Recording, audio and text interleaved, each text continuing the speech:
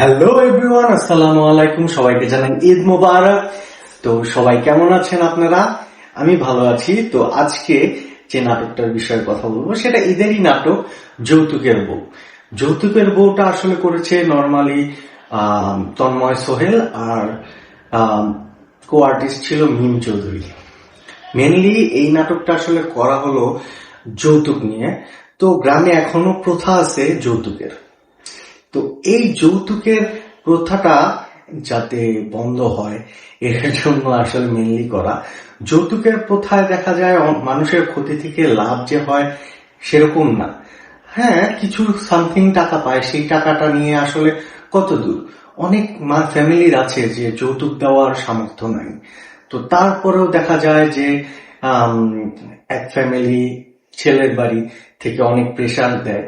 প্রেশারের কারণে অনেক সময় দেখা যায় একটা অঘটন ঘটে যায়, অনেকের প্রাণ চলে যায় বা অনেক কিছুই হয়ে যায়। তো এই যৌতুকের কারণে দেখা যায় অনেক প্রবলেম হয়। তো এই যে যৌতুকের প্রথাটা, এই প্রথাটা নিয়েই আজকের নাটক। দেখা যায় একটা প্রেগনেন্ট মেয়ে, সেই মেয়েটাকে অত্যাচার করতেছে একমাত্র যৌতুক। যৌতুকের কারণে দেখা যায় অনেক অত্যাচারিত যে মেয়েটা, তার বাবা যৌতুক দিতে পারতেছে না। এইসব জিনিসের কারণে দেখা যায় মেয়েটাকে অনেক অশান্তি করে বাড়ি থেকে বের করে দেওয়ার জন্য আরেকটা বিয়ে করে তন্ময় ভাই। তো বিয়ে করে আনার পরে বউটা যেরকম অত্যাচার শুরু করে দ্বিতীয় বউ প্রথম বউয়ের উপর, সেইটা নিয়েই আজকের নাটক। আশা করি আপনাদের এই নাটকটা দেখে ভালো লাগবে। তন্ময় সোহেল ভাই আর মিম চৌধুরী এখানে খুব ভালো অ্যাক্টিং করেছে।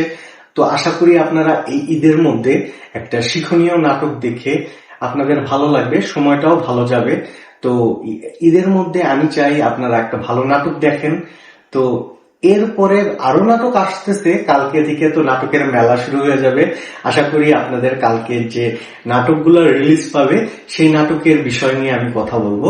আমার কাছে বেশ কিছু নাটক আছে যে নাটকগুলো আমি দেখার পরে রিভিউ দিব যে সেই নাটকগুলো কেমন হয়েছে। আশা করি আমি দেখি আগে, তারপরে আপনাদের জানাবো যে কেমন হয়েছে। তো আপনারা ধৈর্য ধরে বসে থাকেন। আশা করি আজকে এই টাইমে আপনারা নতুন নতুন নাটকের আপডেট গুলো পেয়ে যাবেন কালকের।